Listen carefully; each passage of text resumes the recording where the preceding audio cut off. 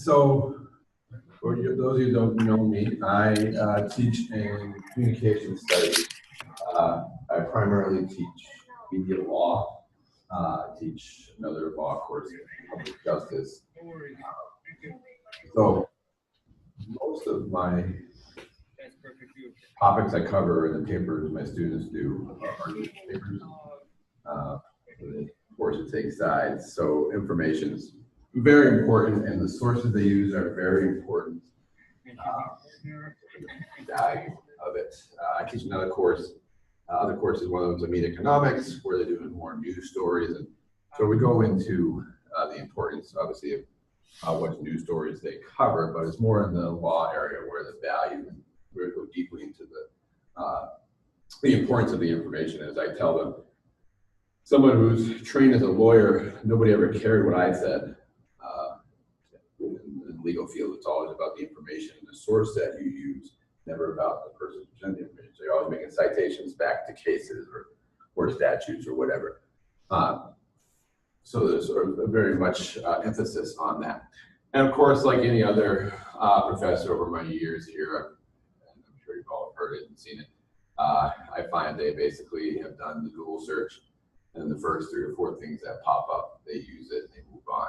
And so I've always struggled to try to get them to move beyond that. I'm not sure if I have or not, but I've sort of written down some notes and some thoughts that I've taken away over the last several years. My hope is have a discussion and have people add to it, so we can see how we can do this together. So here's some of my thoughts, and then we'll open it up for discussion. So hours, I guess the question, how do they get there? So hours before the paper is due, I have my assignments, they have to do rewrites because they're upper division writing courses. So they do drafts, and they come and speak to me before they do a proposal, and all the things to sort of get them ready to make sure they're on the right track, and probably half of them actually do it. They actually come and see me and talk to me, and there's always, I never did an actual study, but I know there's a strong correlation between those who speak to me and those who do well on the paper. But inevitably, many of them wait to the last minute. So why do they do this? Well, of course, it's procrastination.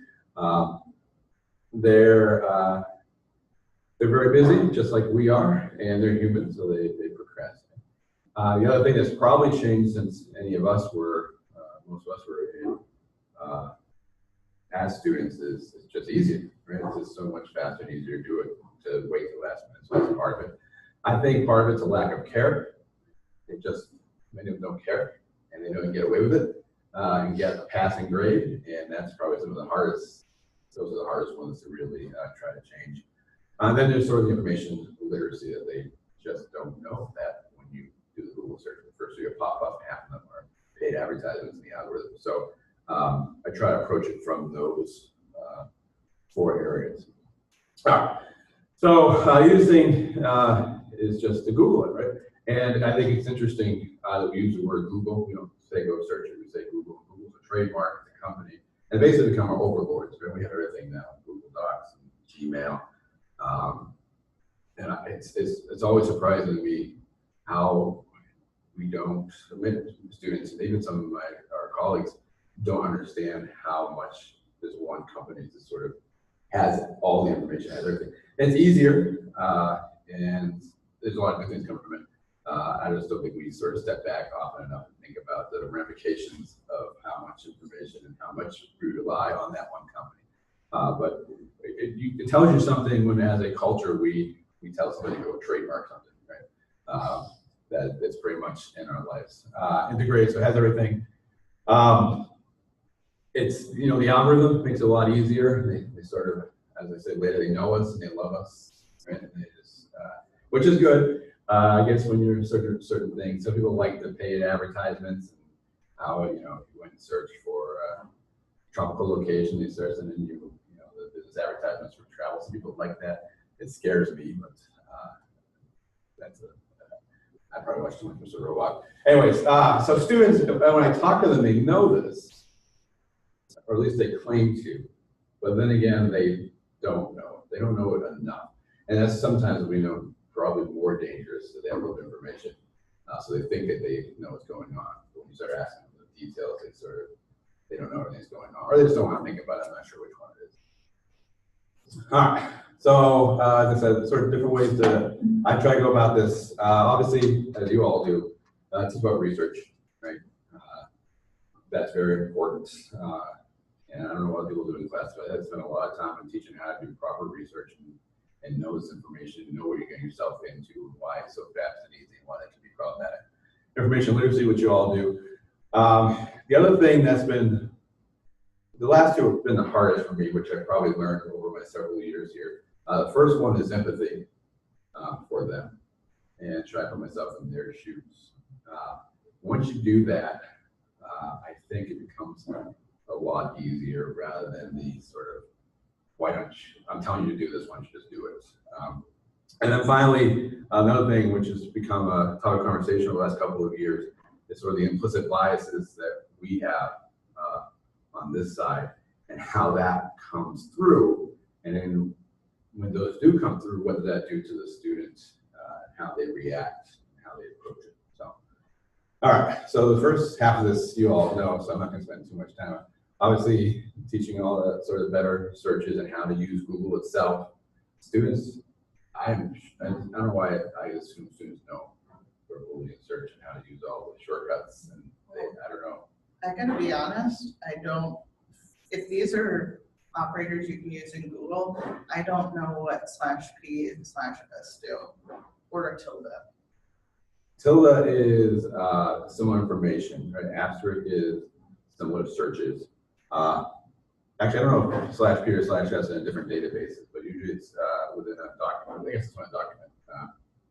So if you do Google Books search, you can do it on that. So same paragraph, same sentence. You can also do the colon to get it within certain documents. All right.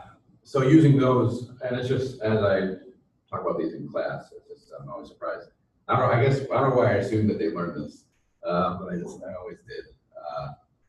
So we have students an opportunity where we tell them to do research, to send them out, and if they're not equipped with the how to use the instruments, obviously it's going to do the easiest thing, which is to use natural language and find either sort of just based on luck or what somebody using, whoever designed the site using SEO to get the realizing that market to get to them.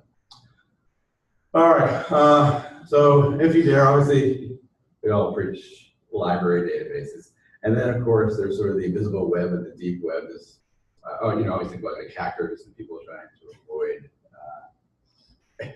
government surveillance, but obviously there's a lot of, we know that Google only has a fraction of what's out there. Yet we don't have to go to them, so there's so many more searches.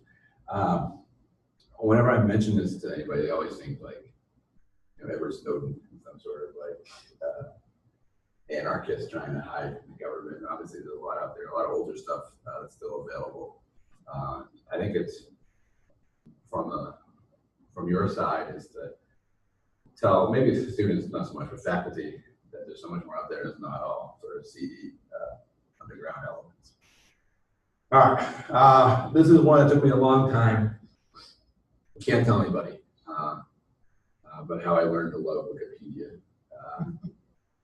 When Wikipedia came about, I was told, like everybody else, never cite it, and sort of stay away from it. It's people using, making up their own information, which is still, is still true. But I find in a lot of ways Wikipedia has improved. Sort of the power of the people and sort of self-regulating makes it pretty good. And to me, the more I thought about it, it's not that different than 20 years ago when I started Encyclopedia. And when I was starting Encyclopedia 20 years ago, I would never cite it. I would move on. That's what I tell my students. They're going to use it. So I just sort of learn to accept it and just tell them how to use it better, which is a good place to start. Automation a lot of times gives you context that you never would have. I know in my media law class, if they only stuck to the cases, they would miss 3/4 of the story, right? Because the cases are written by judges who often stole it from the lawyers for the side that won. And Wikipedia will give you all the background. Now, don't cite it. It uses Wikipedia. It's a somewhat okay job every once in a while, citing the source. Go check that source and go from there. Second that, and then do the old sort of works cited jump we go from to get to a good source. So I've changed my tune. I don't cite it. Use it as sort of background context and jump from there. And I think I've seen a much better. A few years ago, when I said don't use Wikipedia, it sort of became the crotchety old man. Don't use technology. If that's the first thing you say to them, just sort of they're not going to listen to you. So you got to. So I've come to love Wikipedia in that way. Don't tell anybody. It's not being recorded. All right. I'm assuming you all know about algorithms and how we're being spoon-fed. Once again, I teach a lot about privacy laws. We go deeply into this. And it's surprising me what students don't know. I don't want to sound sort of an alarmist, but the thing to do is just sort of erase your tracks. You sort of, if you're doing research, because they're going to spoon feed you what they think you want, and it's not necessarily the best information to get. So I tell students when I go off, it starts sounding crazy. Sort of obviously the early stuff, the easy stuff: delete your history, delete your cookies, clear your cache. Go in private browsing, but in private browsing still does a lot of following. There's sort of anonymous search. I use like DuckDuckGo, and that's not absolute if you start using VPN, but then that to me that feels a little like I'm trying to avoid something. So there's all this different stuff that they can do. Now a lot of them do use it. They use it for downloading legal content, so they're not aware of it. But they never really think about it when it comes to something like this. Actually, I think in some ways, because of that, they know that they're not supposed to be doing that. When it comes to this some for class, you wouldn't do that. I think that's some of the psychology in it. So I just try to teach them the algorithm is fine and it's helpful, but you need to know it in order to know what it's doing. All right, you all know this. So as takeaway from my point of view is as in classes and papers, when it comes to research papers and argument papers, basically I look at it as math. And in math, the problem, obviously the answer matters, but it's showing you work. And I've found this to be the best way to ensure that they're actually doing work. So you all would know better than me what other professors are doing when a student comes and they have to show evidence that they actually did the work. And lots of ways to do this. Separate analysis after the paper. Anti-bibliographies work somewhat. Anti-bibliographies can be BS pretty easily, but at least get some thinking about it. The other thing, and I guess I was thinking, I don't know who's going to be here, but you all help in different disciplines, and that's understanding what the cheats are, what the cliff notes are, and how much you're willing to accept with that. So in my area with law, we have cases which are all available online. We have Westlaw here, which is fantastic from my point of view. But when they go and do a Google search for a case, the first thing that comes up is OIA, which are case notes, which that's the assignment I'm giving them. So I need to know that. I need to know exactly what it says, and I come out and help them. I actually show them first week of class. This is how you cheat. This is how you cheat. This is how you find it. This is where now that I told you, now you know that I know. You can't copy it because you know I know about it. So you need to know whatever the discipline is, what all the cheats are, and what all the sort of encyclopedic tools are, and then that professor needs to decide how much they're willing to accept. Especially, I would think in lower classes where they're not going to be going to that sort of deep analysis, because then they sort of get set up for the rest of their degree, how deep you're going to go. That's a hard thing to sort of turn around in a 300-point class. So I'm often, when I'm grading papers, research papers, there are a lot of work, and I'm online the whole time and double checking. I would have some helps with Blackboard.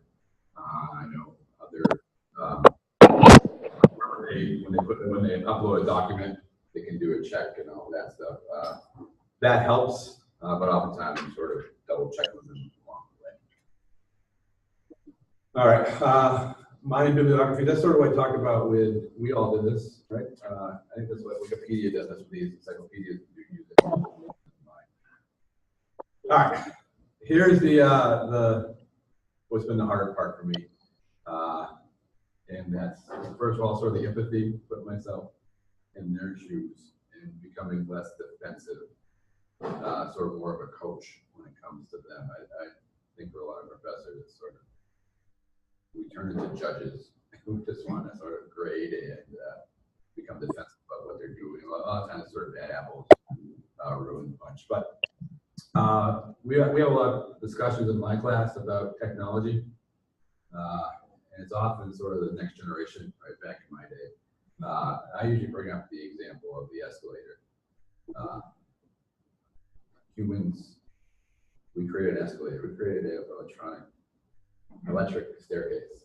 Right now, it's meant for people that can't walk. But if you go to a mall, 99% of people use it are capable of walking. Right? So it's sort of human nature. We sort of take the easy. If it's easier, we'll do it. Right? We all do.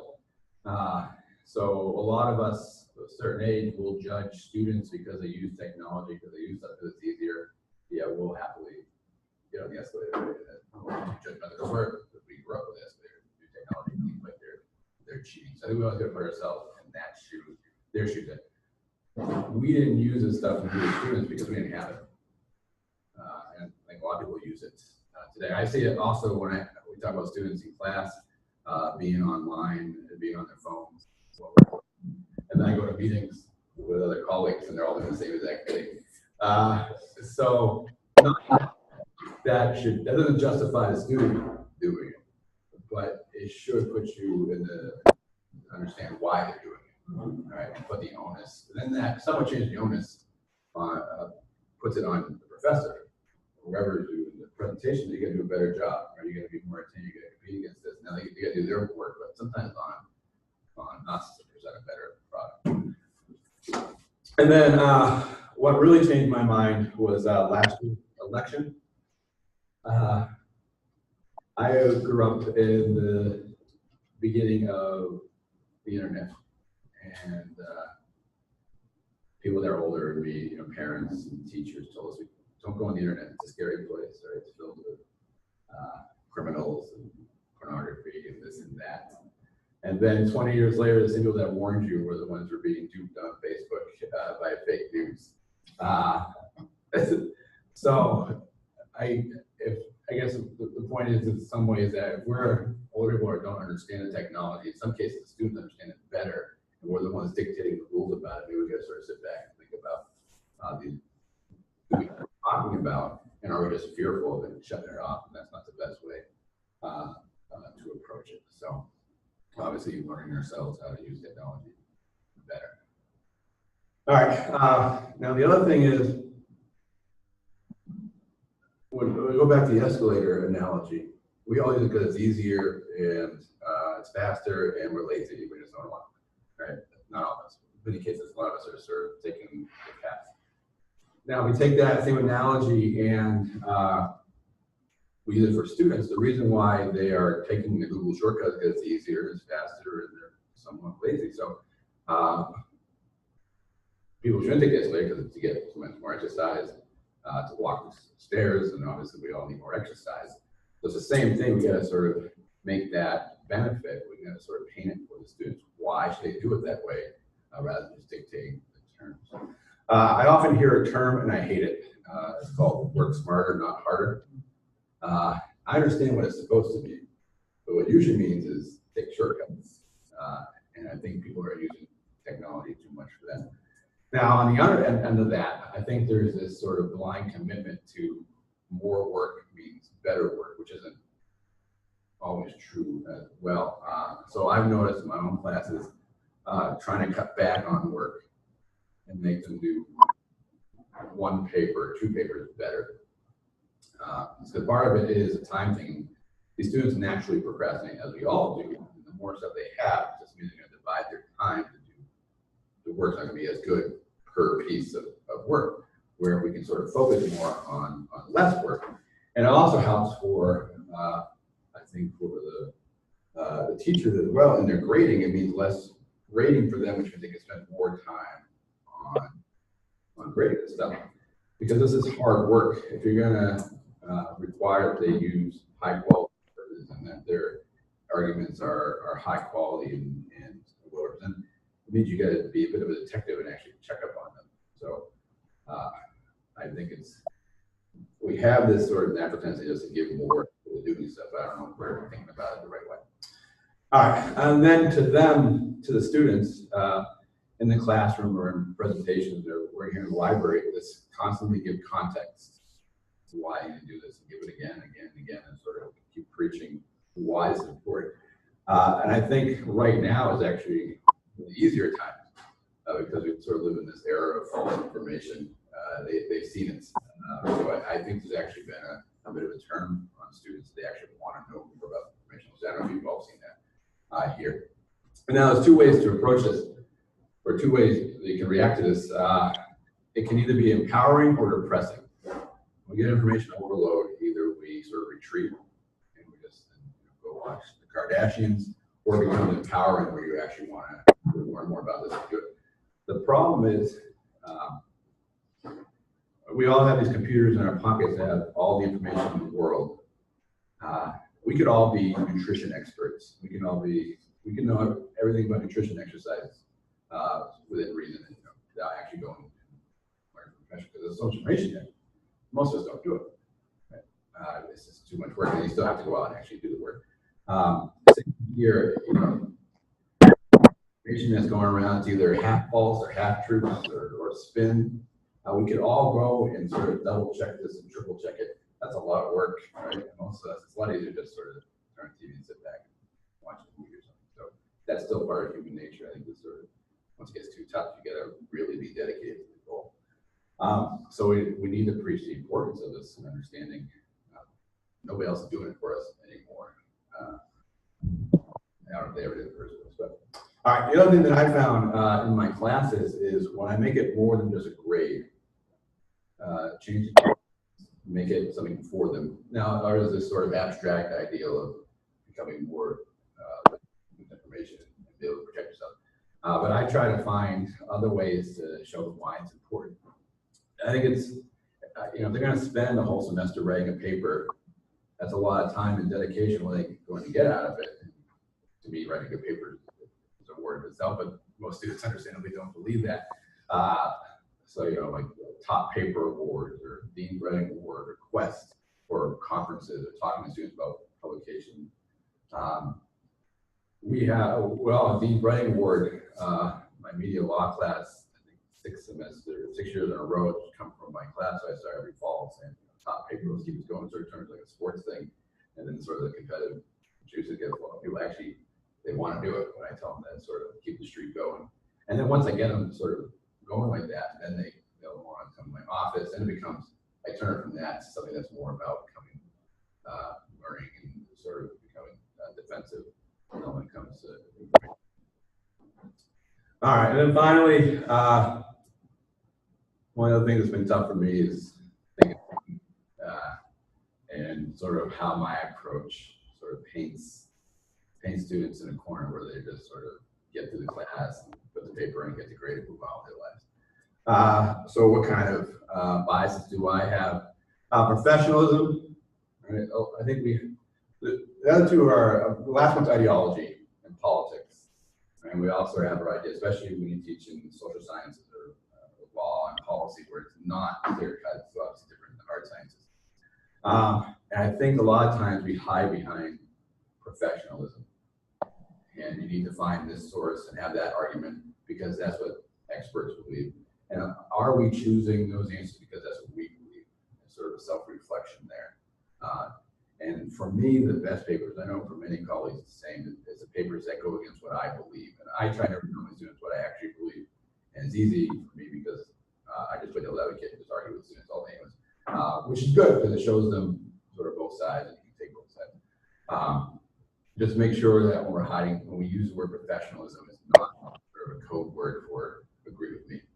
I think that's important. that sort of self-reflection, because everything we talk about students, you know, and all the media bubble stuff, we all live in it ourselves, and we don't know how we're painted by it. Expertise, sort of the same idea, I guess, on that ideology, professionals, and then ideology, the other one, you have to know your ideology, what bubbles we live in, and what information we're being fed, and how that paints. And plenty of colleagues that are sort of open different arguments. I've seen plenty of colleagues on campus who are not. You have to have sort of some ideology with them. Maybe, hopefully it's not, maybe it's sometimes conscious, sometimes it's not. All right, and then our own media bubbles. We preach this to the student, right? Know the other side. It strengthens your own arguments. We have to make sure we're doing it ourselves, and go back to everything we said about Google and Facebook and Twitter, all the algorithms we're being spoon-fed. And then in application, in our lectures and our notes, be more cognizant of that. Discussions are even tougher because they're not guided by a PowerPoint or notes. Grading and rubrics. I've been going back and looking at it. Am I pushing towards ideology? Because I'll have plenty of students who are looking to find out what I believe so they get a better grade, and that's I don't want that. I want them to argue, know what they believe, and be able to argue that. So I try my best to sort of make it sort of content neutral throughout. Try to get them to work rather than trying to play the game. Get a high grade. All right, so how to break it. That means, I know on my social media in the last year and a half,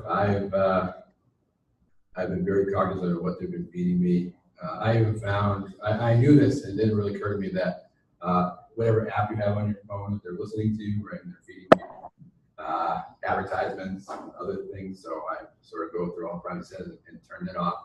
And I will go out and seek. If I read NPR or CNN, I'll go and read Fox. I even go and read Breitbart. Now I don't believe them. I go and pretty defensive, but I try to see what they're saying now and be sort of defensive when I do it. But I try to do it on the other side as well. Read NPR, trying to see if they're trying. I've noticed. I went to CNN a lot, and they pretty much become the anti-Trump network by design because it gets some ratings. But I'm starting to see it, and I'm just making sure that as I read it, I realize it's that angle. Recognize spoon feeding, entertainment versus information. Entertainment is filled with ideology and politics, and when we watch the news, we read the news, we know it, and we are a bit more defensive. Entertainment, we're not. We just want to be entertained, so we often don't look for those messages, which make it more powerful. No, I'm not saying, oh, if you just want to hang out and spend a Saturday afternoon and just sort of stuff you in your brain for a while and be entertained, that's great. We all need that, but we've got to be careful how just be cognizant of how to sort of part of the bubble and how it feeds our ideology. And that slips through. I know in my own lectures, trying to make pop culture references, which is really tough today because there's no one pop culture. So my pop culture references are very much along a certain line that reflects my beliefs and opinions, and I've become more and more cognizant of what I'm making reference to because it says something about me, and then that can either be used by a student, either make them try to take advantage of it in their grading, or it can make them, if they disagree with it, sort of turn them off. All right, as far as news sources, I use Snopes a lot. I used to like something called Circuit, but they got bought up by Sinclair, which has its own ideology. So I don't know, it's tough to find one. That's why I just try to do as many as possible within the time limits I have, just to get as much information as possible and make a decision. All right, so an overview. We gotta stop blaming students. That's sort of shaking your fist at them. I think a lot of it is we didn't do it because we didn't have it. And a lot of us do it today. I think we've seen that in the last couple of years. More people adopt new technology. We're just as bad as digital natives. It's a lot of work for professors, and that's why you guys are here to help us. And I think sometimes we have to reduce the workload we give them so we do a better job looking over this because it's bigger and bigger. Always give context. And then think about whether or not we're self-sabotaging and doing this by not recognizing these issues So